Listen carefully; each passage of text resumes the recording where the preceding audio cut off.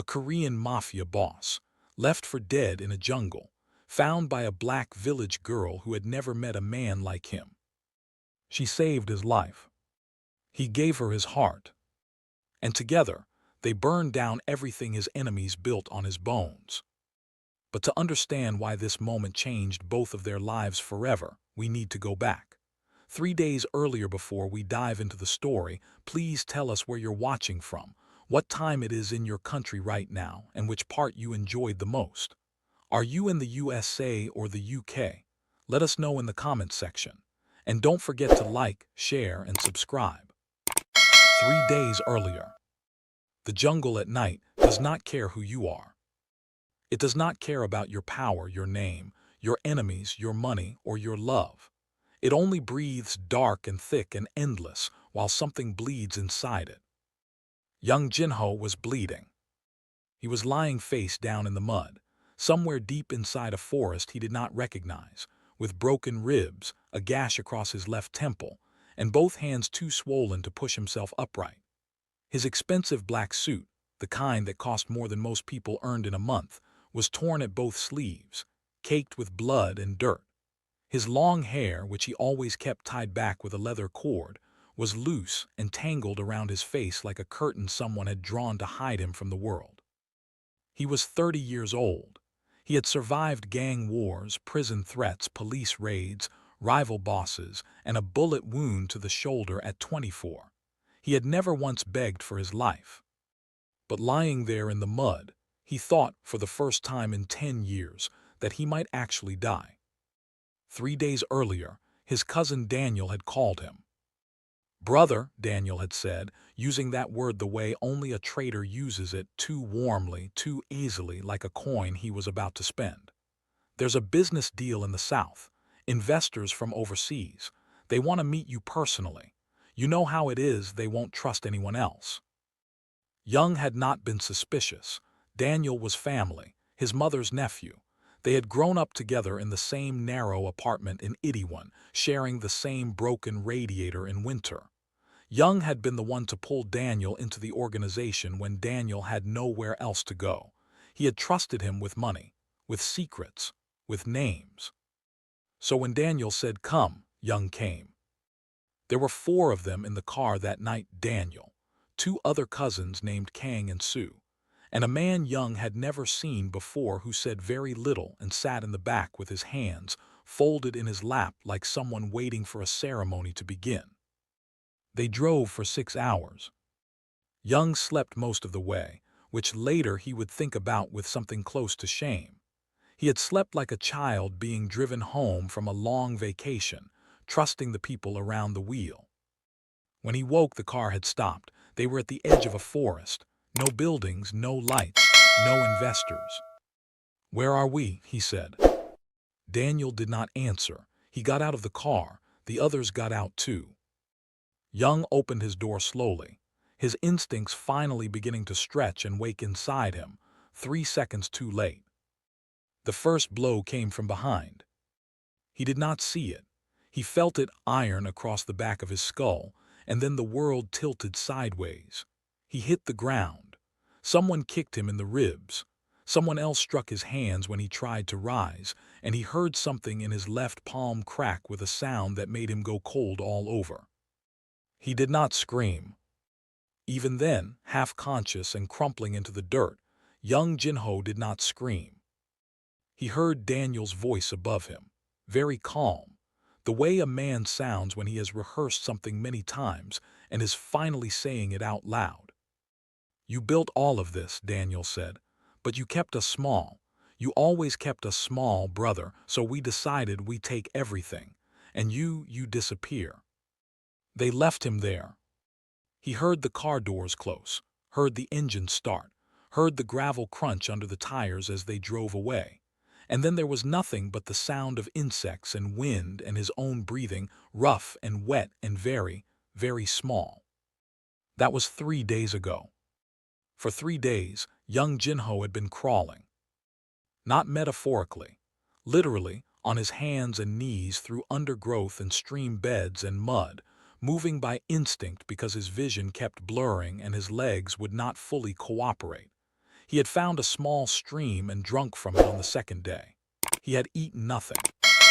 On the third day, the infection in his temple wound had begun to pulse with heat, and he knew, with the clear, quiet certainty of a man who has seen too much of death not to recognize its approach, that if he did not find a person soon, he would not find one at all. He had just stopped moving, not because he gave up, because his body simply reached its limit and sat down in the middle of a forest path like a machine whose last battery had finally died. He looked up at the trees. They were tall. The morning light came through them in long, pale columns, hitting the mist near the ground and scattering into something almost beautiful. He thought of all things that he had never told anyone he loved them. Not once, not in 30 years. He had given money and protection and loyalty and fear, but he had never used that word because somewhere along the way he had decided it was a word that made you weak. And now here he was, weak anyway, dying in a jungle with no one to say it to, and it seemed like the greatest waste of his entire life. He closed his eyes. He heard footsteps. At first he thought he was imagining them, soft, unhurried, moving through the undergrowth with the confidence of someone who knew exactly where they were going. He opened his eyes. A girl was standing at the bend of the path, about 10 meters away, holding a woven basket against her hip and looking directly at him with an expression he did not expect. Not fear, not disgust, not the frozen shock of someone who had stumbled onto something they wished they hadn't seen. She looked at him the way a person looks at a problem they have already decided to solve.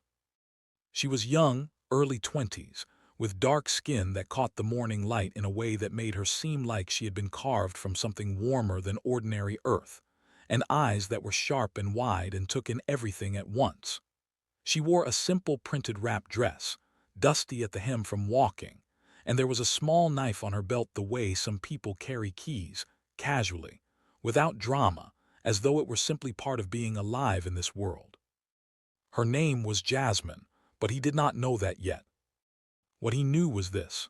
She looked at him for exactly 3 seconds, put her basket down, walked over and crouched beside him.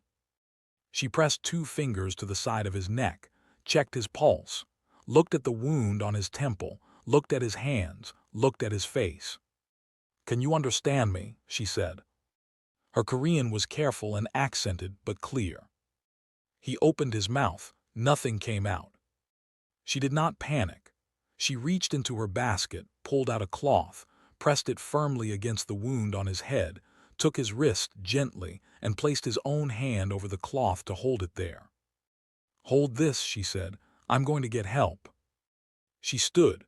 She looked at him one more time, that same calm, problem-solving look, and then she turned and ran back down the path. He sat there, pressing the cloth to his own head, and felt something happen inside his chest that he could not name. It was not gratitude. It was not relief. It was something stranger and older and harder to explain, the feeling of being seen, cleanly and without judgment, by someone who owed him absolutely nothing. 20 minutes later, she came back with 2 young men, her brothers, and a wooden cart that was clearly used for carrying grain. Getting him onto the cart was not graceful. He was a large man and he was barely conscious, and somewhere in the process he said something in Korean that was almost certainly not polite. Jasmine told him, very calmly, to stop moving or she would tie his arms to the cart herself. He stopped moving. Her village was at the edge of the forest, small, tight-knit, no more than 30 families, with clay-walled houses and garden plots and a central well that everyone seemed to orbit like a sun. The people who saw them carry young through the main path stopped and stared. An older woman, Jasmine's mother, came out of the largest house, wiped her hands on her apron, assessed Young with a look that had seen far worse, and simply said, "Bring him inside." They laid him in a back room on a low cot. Jasmine's mother cleaned the wound, while Jasmine boiled water and her brothers stood in the doorway looking uncertain. Young Jinho, Mafia boss, A man who had once made grown men go silent just by entering a room lay on a cot in a stranger's house and let a village woman clean the blood from his face. And something in him, very quietly, very privately, in a place he had sealed off and never visited, cracked open. He did not speak, but he was watching Jasmine move around the small room, efficient, sure, warm without being soft. She handed her mother things before she asked for them. She spoke quietly to her brothers and they listened. Just before he lost consciousness again, he heard her say, to no one in particular, "He's going to be okay." He had not been told that in a very long time. His eyes closed. Outside, the jungle was still. The morning had gone golden. Somewhere in Seoul, his cousins were sleeping in his bed, eating at his table, spending his money and laughing about a ghost. They did not know the ghost was still breathing. He woke on the fourth day to the smell of soup. Not the kind of soup that comes from a restaurant or a hotel kitchen. The kind that comes from a pot that has been sitting over a slow fire for hours, made by hands that know what a sick person needs before the sick person knows it themselves. He opened his eyes. The ceiling above him was low and made of pale wood. Morning light came through a small window to his left, the kind of light that is quiet and unhurried, the kind that belongs to places where no one is rushing anywhere. His ribs hurt. His hands were wrapped in clean cloth. The wound on his temple had been treated with something that smelled like herbs and earth, and whoever had done it had been careful. The bandage was tight but not cruel. Jasmine was sitting in the corner of the room on a low stool, reading a worn paperback, one leg folded under her, completely unbothered by his waking up. "You were talking in your sleep," she said without looking up. "You said someone's name 3 times, Daniel." Young was quiet for a moment. "How long?" he said. His voice came out rough and low. 4 days since my brothers brought you in." She turned a page. "You had a fever for 2 of them. My mother thought you might not make it through the second night." She finally looked up. "You did, though." He studied her face, searching, the way he always searched faces, for the angle, for what someone wanted from him. There was no angle. She simply looked back at him, steady and unafraid, as though a half-dead stranger in her back room was something she had long ago made peace with. "Why did you help me?" he said. She seemed to think this was a strange question. "You were hurt," she said, "and you were alone." She stood, closed the book. "Those are the only reasons that matter." She picked up the bowl of soup from the small table beside him and held it out. He took it. His wrapped hands made it awkward. She did not offer to help and he did not ask. That was the first moment he respected her. Over the next 2 weeks, he recovered slowly. He learned her name. He learned her family, her mother Grace, who ran the household with quiet iron authority and made better decisions before breakfast than most people made all day. Her brothers, Samuel and David, who were suspicious of him at first, but who had the particular softness of young men raised by a woman who had taught them that strength and gentleness were not opposites. He learned that Jasmine had grown up partly in Seoul, which explained her Korean, and that she had come back to the village 3 years ago when her father became ill. Her father had since passed. She stayed. "You could have gone back to the city," Young said one evening. They were sitting outside, watching the sky go dark, and she was shelling beans into a clay pot with a rhythm that was almost musical. "I could have," she said, "but this is where I'm needed." He turned that over in his mind for a long time. He had spent 10 years being needed for fear. She spoke about being needed like it was the best thing a person could be. He did not tell her who he was, not yet. But one night, Samuel, who had been asking questions for days with the persistence of someone who already knew the answers, sat across from him at dinner and said, very directly, "Young Jinho, that's your name, isn't it?" The table went quiet. Young looked at him, then at Jasmine, then at Grace. He said, "Yes." Samuel put down his fork. "I recognized you on the second day. You're in the news, your organization, they reported you dead, missing then dead. He paused. They said it was a rival gang. Jasmine's eyes had not moved from Young's face. Young set down his spoon. He looked at his bandaged hands. Then he looked up and told them everything, not because he owed them the truth, but because they had already given him too much for him to pay them back with lies. He told them about Daniel, about the car ride, about the iron rods and the forest floor and waking up alone. He told them what his cousins had done with his name and his money in the weeks after, the businesses they had taken over, the people they had threatened, the life they were living on bones they thought were buried. When he finished, the room was silent. Grace was the first to speak. She looked at him with the particular clarity of a woman who has watched the world long enough to cut through everything that isn't real. "And what will you do now?" she said. "Take it back," he said, "all of it." She nodded, as if this were not a threat but simply a fact that needed acknowledging. It was Jasmine who surprised him. She looked at him for a long moment, not with fear, not with judgment, but with the same calm, problem-solving expression she had worn the morning she found him in the forest. "Then I'm coming with you," she said. Everyone looked at her. "No," Young said immediately. "You just told us your cousins have your entire network," she said. "They have your money, your contacts, your people. You have nothing. You can barely hold a spoon." She tilted her head slightly. "What exactly is your plan?" He had no answer. "I know people in Seoul," she said. "From when I lived there. People who knew your name and hated Daniel long before any of this happened. People who might help if someone they trusted asked them." He stared at her.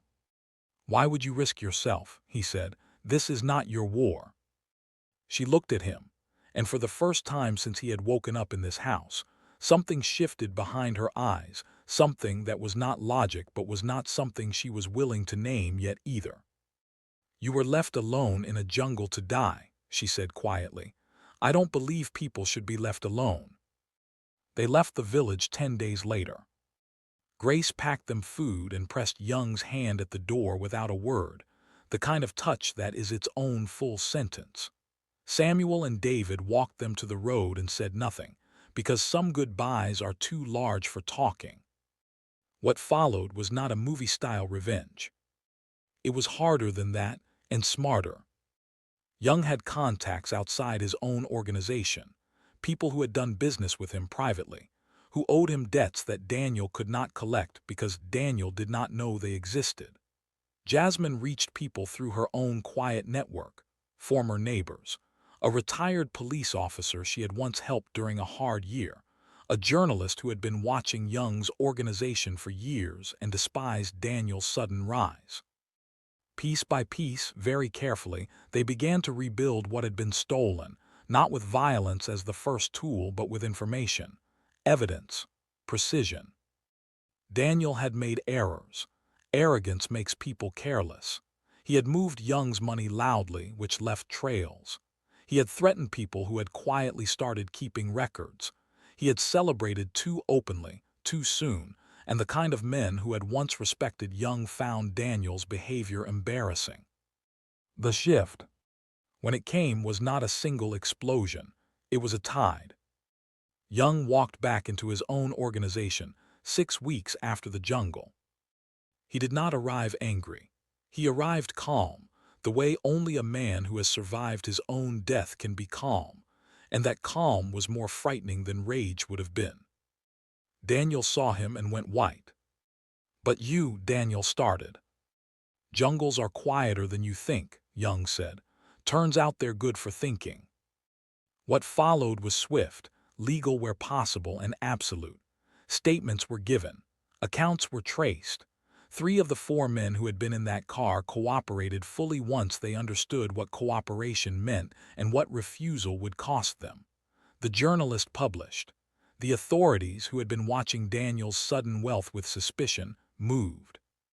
Daniel did not escape, not the financial consequences, not the legal ones, not the public ones. Young reclaimed everything, Not just the money and the buildings and the network, but his name, his story. And the person standing beside him through every step of it was Jasmine.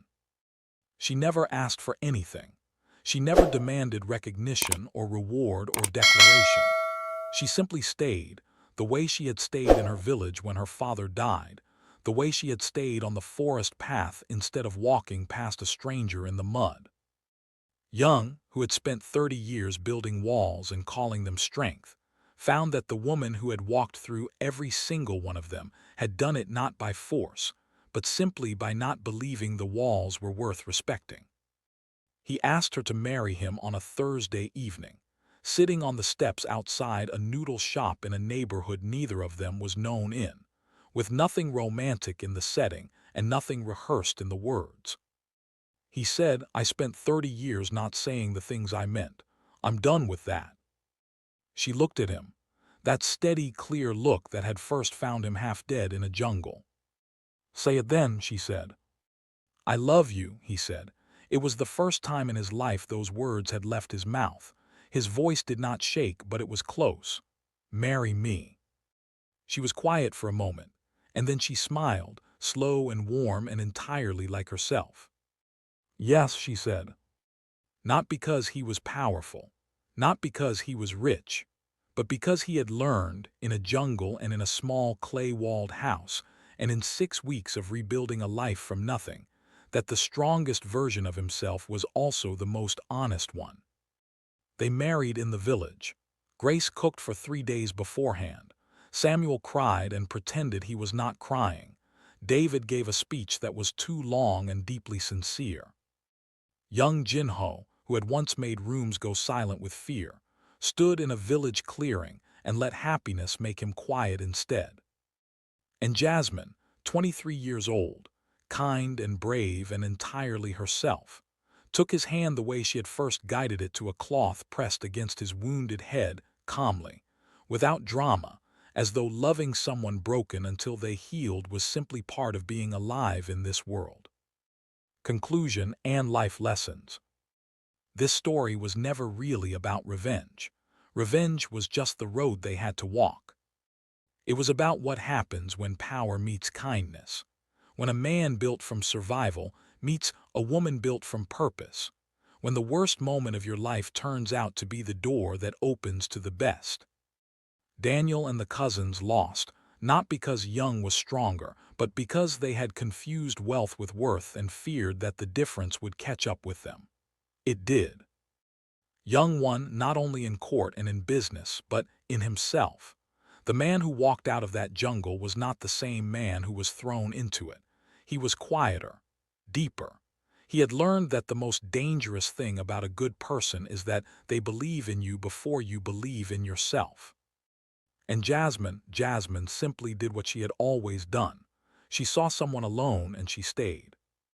Remember this. Betrayal reveals character, theirs, not yours. What they did to you says everything about who they are and nothing permanent about who you are. Kindness is not weakness. It is the longest, strongest form of power there is. And the people who save your life are rarely the ones you expected. Pay attention to who stays when the jungle has you. Because sometimes, you are only alive because someone refused to walk past you.